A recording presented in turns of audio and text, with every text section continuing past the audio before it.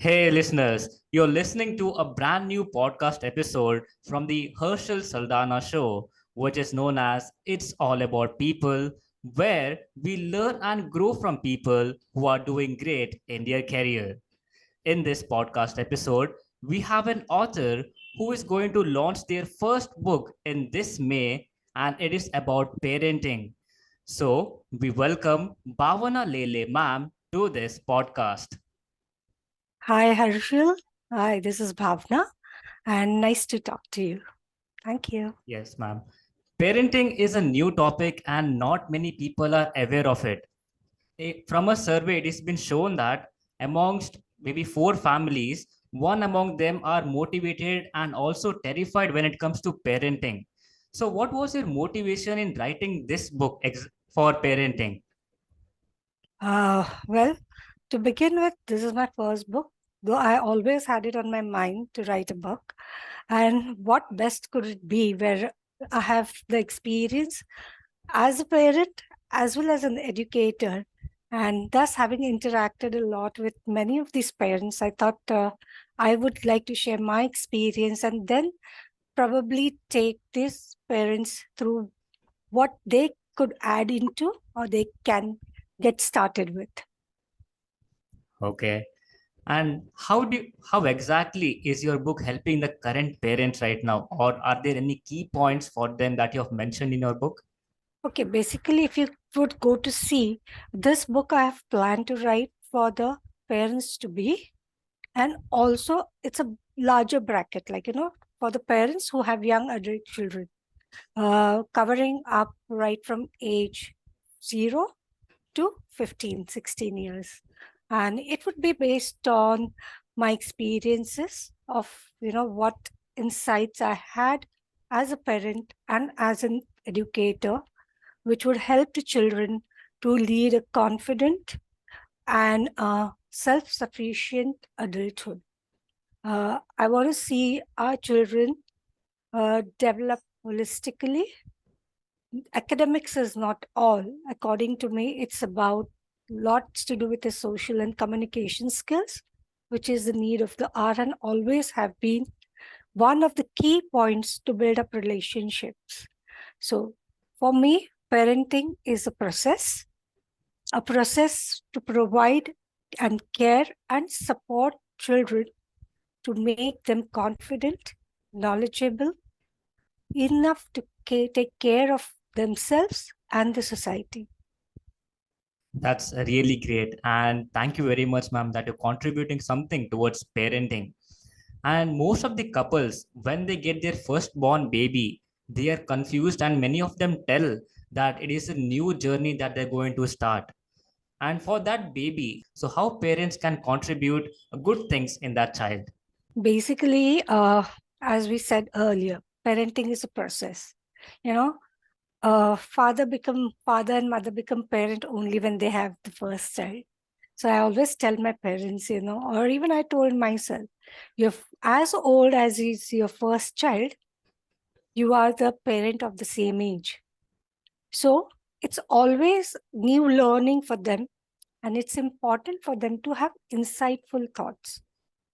I want parents to believe in themselves and believe in their values. I've experienced this while talking to parents or even few of the teachers where I have conducted workshops, that parents are feared, they're scared as to what's happening, listening to what's happening in the societies. So what I tell them is believe in your values, give time to your children, sit with them, talk to them. Very important thing for parenting is it's like investing time for them. What has happened in current scenario, if you'll see, parents are working, both the parents are working. You'll see most of the families, they are into a nuclear setup. Okay. They're hard pressed of time. They do not get that time to be with the children. But as much of time you put into invest with your work, and you invest that so that you have, good amount of financial freedom for the family to take it to higher levels, give the best to the children. I feel it's important for the new parents and for the parents whose kids are in adulthood still, young adulthood, to invest time. That's your investment equal to what you do in finances. If you give time now, you help them to be, doing things by themselves, handhold them till middle school, and be there as a guide later on. I think it will make a big difference. So That for me, parentism is like, when we have a sapling, we do nurture, we take care. In nurseries also, if you'll see, the the saplings are taken care of, seen to it that they get enough sunlight. They're not too gathered too much. They get enough of water, their culture, everything. But when you then, once they are grown enough to be then, replanted in a bigger ground, and once they are replanted, you don't need to actually, be there all the time. Parenting is exactly like that. It's like growing a sapling to a tree. For me, that's how I look at it. Nurturing is important. Yes, ma'am, that's a very good perspective because most of the parents think that finances are only their investment. But you told even investing in their children so that they can help their parents later on. Yeah. Just to let you know, also when you're investing in children, okay, I'm not expecting them to, be there for the parents. If they can be, well and good. But I believe that, from my own experience, that each child has a career time, when they grow up into adulthood, they have their families, they have to look into that. So whatever do they best to the parents, they should, they can. But I don't look at it as conditioning, doing it so that they look at them. Yes. So that's very important as well, talking about how we can care to our children and also rather than not just treating them or not just treating finances as priority in our life. And as we know, current generation parents, they are working and also they're managing with their children as well. But how was the time before when parenting maybe back here 10 years or 20 years before and right now? So what is the shift that we are seeing in parenting? uh, I'll take it a little more ahead also. There were times when we had joint families. Okay, so I would like to start from the joint family where you had your uncle, auntie, grandparents, and that set of family staying together. Hence, there were a lot of people in the house to take care of the child. Firstly, when the mother has been in the pregnancy period, she was given enough of rest because there were other women in the family who would take care of the work she would do otherwise. Even the mother would then work, but then when needed, once she has delivered the baby, she would get that enough of time to rest and be there with the child. The child was breastfeeded. That's one of the important factor. If a mother can breastfeed the child, it's healthier. But if there are medical conditions and not possible, go by what doctors say. Okay. Then as the child grew, there were men and there were other cousins who would be there with them to talk, to communicate, to listen to them. Okay. Mothers were around, they would tell them the stories. There were neighborhood which, mingled a lot. There were times we had where we never kept the doors open. Like I myself have lived in a quarters. So it was like a big, huge quarters. So we never had a problem that, mama or dada, they are not at home and my grandparents are not there. My older sister is not there. If I am hurt, I knew my neighbor would take care of it. But today the situation is different. Today it's more of a nuclear family. There are few families where there are grandparents too. So there the grandparents play the role of taking care of the child, talking to child, coming up with, telling them stories, playing with them. If they need to be taken for some additional activities, they do give us a hand. And I really appreciate the, like our parents, like my parents or my uh, parents who are of my age, okay, and who are grandparents. I really appreciate that they have made a shift in themselves as the phases they moved on. So when they were parents, they saw to it that they gave time. The roles they played professionally also. So they managed it in such a way that they can give time to the child.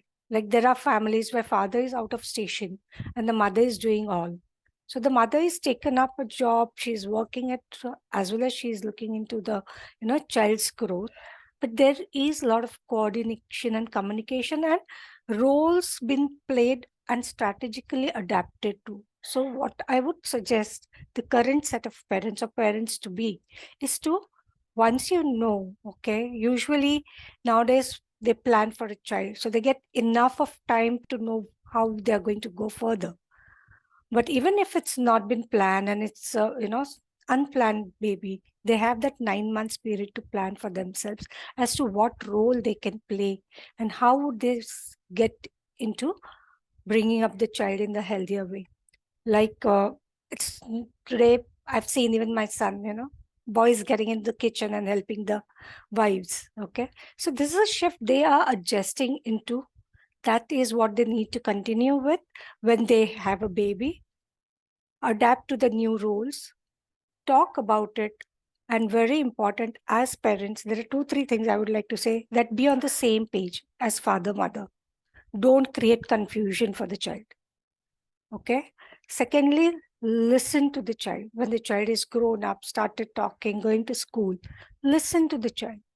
Children, when they come to me, there are times I'm not teaching them, but I'm just listening to them because there's no one to listen to them. And listening doesn't mean agreeing. Listening is just pure listening. My child wants to tell me something. I'm listening to it. Then take it further and reason it out. And one more important thing is reduce spoon feeding. Ask them questions. Why? What do you expect? Why no now? Train them for rejections. Train them to listen to be told no. Tell them, but give them reasons. Children understand when they are reasoned out and explained why we are saying no. And promises, if they make any, see to it that the promises can be kept. Don't just, uh, very dreamy promises, don't make it to them, because if you can't fulfill them, they start creating their own picture within themselves. Also, promises need not always be in kind. Apart from promises, I'll use the word appreciation. Appreciation is not always in kind or material. Every child is unique. Every child has a different preference of appreciation. Someone would just like to be appreciated with words. Someone would like to be appreciated with a pat or a hug. Someone would be allowed to do something what they are good at. Okay, and also when they give a promise, and just don't tell the child, whatever you want, jo bhi chahiye mang lo. Nahi. It's a very open-ended question, too large for the child to even get what do I want. And then you're leaving it to the child. Then you, instead of that, give them three choices. Okay, like, and make them think. I think there are small ways in which they can do that.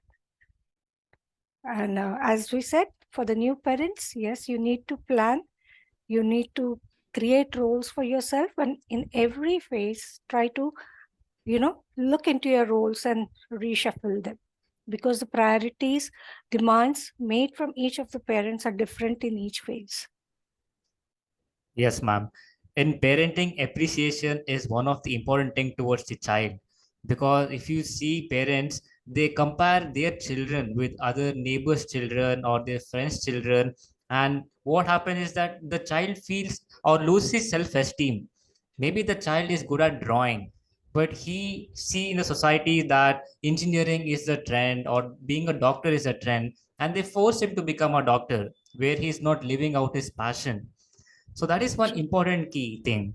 So how do you think so? Like today's generation parents should understand that okay, each child is different and let them do what they like. Okay. It's a very good question and very much an important question. What I would suggest is, firstly, build the self-confidence of the child by appreciating in a right way. One of the important thing is, many a times I think parents go overboard and appreciate. Stop doing that. then the child is expecting you to overdo all the time than what he or she wants. Okay. Appreciation should be measurable to the task or the effort done. Okay. Nextly, as you said rightly, yes, there is high competitiveness, but believe, again, I'll say believe in your values and believe in your child. Train and teach your child to compete with himself and not with others. Okay. And competitiveness is not just about academics. What I'm seeing is there's more competitiveness about academics, where, okay, if he's got 60, you should get 65. Why have you got 50? Or if someone has got 80, you should get 85. Why not 90? Stop this game of numbers. Do not put in the marks. There is a technique. Examination is appearing for exams is a technique, but learning, studying, and comprehending is also a technique. And that technique is not just by doing your academic skills of reading textbook or going for tuitions. Okay. But it's about holistic approach. Even when a child goes down to play, he or she learns a lot, which is needed, for them to grow. When a child goes for a co-curricular class or like drawing, craft, music, okay, that's also a way of learning. Remember, learning happens in two to three. There are 8 intelligences that are spoken about, multiple intelligences. In school, we get exposed to the textual learning, that is verbal, and performance, where we have our co-curricular subjects, right? So they are equally important. Why are they a part of school? They're not just to be given grades. It's a skill to learn. And if you'll see, most of Indians are hands-on learners. We prefer to do work with hands. And doing work with hands is not any kind of a less job or something like that. Okay. Everything, even an engineer needs to work with hands. An engineer needs to understand a drawing. Okay. A draftsman needs to draw and come up with that drawing. So it's important that the child develops holistically. See that you appreciate the child for whatever the child is good at. Identify the skill in child, the talent in the child apart from academics. See, if you'll see a child, I being a special educator, I know you will have a child who has real difficulty, lot of difficulty in academics across all subjects. Then you need to speak to an educator or special educator and get to know about what is the way that academics become easy for my child. There are ways out which are defined. Okay. If a child has difficulty in few subjects but doing well in other subjects, identify, okay, the other subjects are his strength. So probably I could let the child get more exposure in these subjects and work towards the subjects or the areas where the child is performing well, whether it's core subjects or whether it's even co-curricular subjects. Okay, they're equally important. Do not measure your child's success with reference to others because it puts your child down. If you want to say something, think before you talk. How do I put across this question? Like, I usually share it with parents when we go for shopping. Okay. The salesperson keeps on showing, whatever we are being for, like buying a sari. Okay. We see the first 2, 3 saris, we say, okay. We do not react, right? I've not liked it, but I'm not reacting. What will happen if I react? Probably I may not cooperate, or probably, I wait for that opportunity to get the right one, right? So negotiate. You have to learn to negotiate. We go to the market, we bargain. When we go for a business, we listen to people, we understand them, because there is a big stake of not losing something in financial terms, right? Or in things of I'm going to buy. Why don't we use the same logic with my child? Like, listen to the child. What does the child want to say? We don't need to negotiate, but understand the child here. and then take it further. We need to communicate. I come across parents. Recently, I've come across where the parent has said, I don't remember how my child reads. I don't know how my child reads. So that's not done. The child is in a higher class, higher secondary class.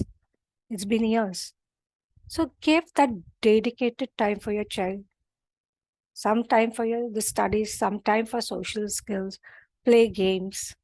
So for parents, I'll say, to sum up, stop comparing your child with others. Tell the child to step up his own performance without pressure. Do not get into the marks. Look at it that the child performs the best, learns the best, and then learns the technique to perform in the best way. Ask the child, speak to the child, what is that he would like to pursue.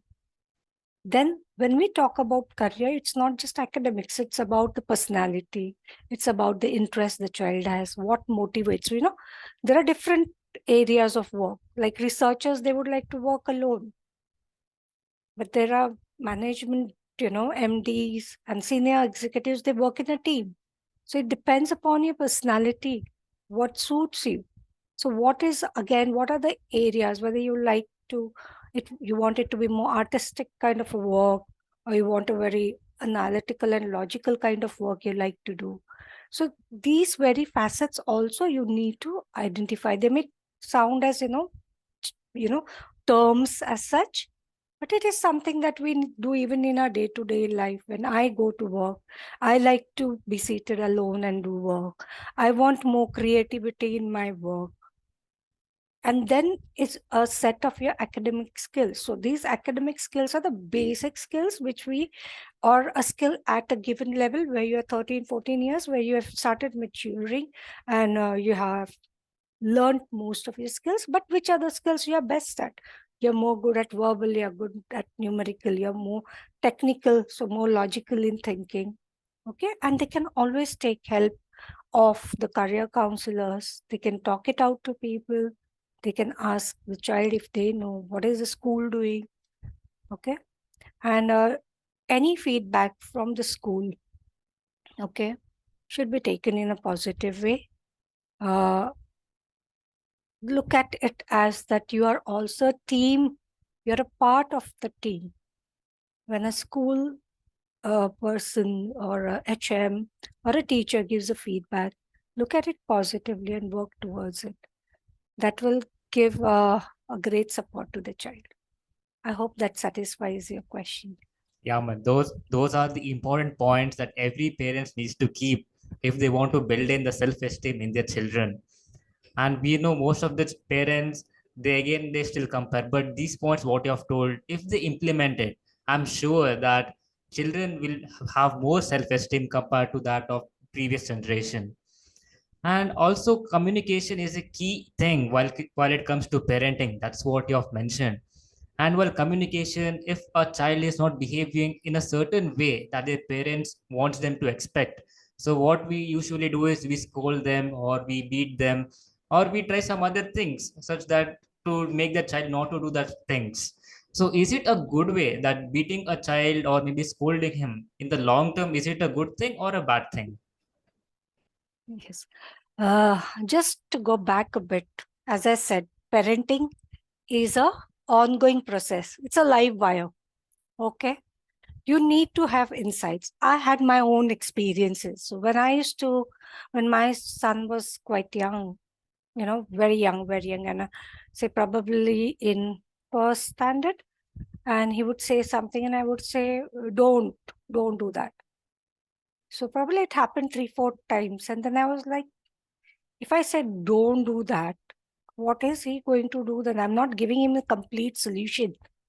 So let me at least let him know that when you don't have one thing, this is not to be done, then what is the way you need to do it? Right. So I started completing my sentence, like, don't throw things like that. Okay. So instead of stopping at this sentence, I started saying, don't throw your bag like that. Let's keep it in the cupboard. Okay. So don't leave your work half done. Let's do it together and put it back in place. Because many of the times you'll see children do not get into completion of task, okay, in their day-to-day life. I'm not talking even if, and then it's seen even with academics, it's seen when they're working in the job front also. If these skills are not learned. Beating, hitting, shouting, it doesn't help. Shouting, I wouldn't say shouting is, it happens because it's also about your moods, okay? But have insight. Was it right?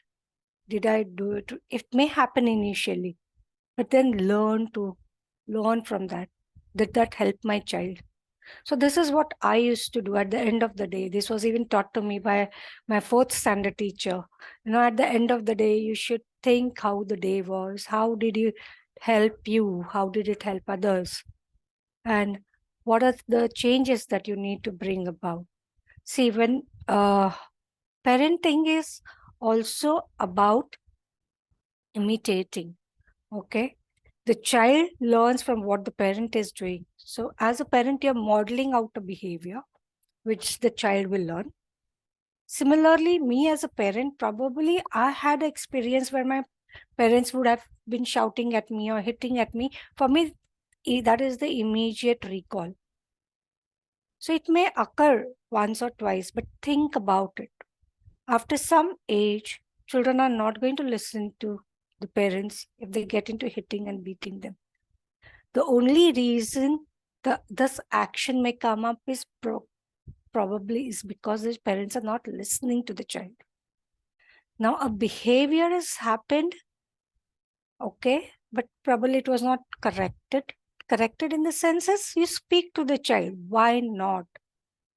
Okay, I know there are children who cannot control this. Okay, then there are ways in which they can be helped. Like children who have attention deficit hyperactivity disorder, ADHD, inattention. Then if they don't do it purposefully, it happens automatically for them. Then probably the counselors can work with them if they are going seeing any other teacher. Call out the name and give them instructions, explain things to them, go slowly. Let the process of talking be at the speed at which the child can comprehend. I have seen parents expecting the child to be like an adult. Okay. That's again because they are hard pressed of time. I'll tell the parents are not wrong. The intent is never wrong. They want to give happiness. They want to create great, contributing youngsters to the society. But it's their time press. They have other concerns. But remember one thing, whenever you speak to the child, give that priority and importance to the child and be there at that point. It's been mindful. Okay. So instead of beating, hitting, talk to the child, take the child close, hold the hand lightly, make the child look into your eyes, and then speak to the child. Do not make the child feel guilty about things, but to tell him, okay, it's happened. Next time you need to take care of it. Okay. So we'll have to pace out this process to help the child come out of these behaviors. Very interesting, ma'am, and very well said regarding how we need to handle our children if something goes wrong with them. So, and also we have learned many things from you as well. I've given a lot of information regarding parenting, and an important point that is parenting is the ongoing process. There will be mistakes from the parents' point of view. There'll be mistakes from children's point of view, but together they need to correct their mistakes and make their parenting role a perfect one. And for all the information and also the tips that I've given regarding parenting, so we thank you for your time and sharing your value. And also, we wish you all the best for your upcoming book as well. Can I just make a little bit of correction? Yeah, sure, ma'am. No worries. Yeah, parenting cannot be perfect because every child is unique, every human being is different. So it's always ongoing. But yes, it's about being there. being present and being aware and being mindful. So I don't want parents to get into perfection because there's nothing like perfection. I myself, as a teacher, I've got to know from a parent, my child is being same like you, but she is showing me the traits of being a perfectionist, and I feel a perfectionist doesn't grow. And it was a very insightful thought, though he did not directly inform it to me, tell me about it. But then I thought about it. Yes, perfection doesn't help you to go. So there's nothing like perfection. So it's all about bringing a smile on your own face and your child's face and creating memories for each other.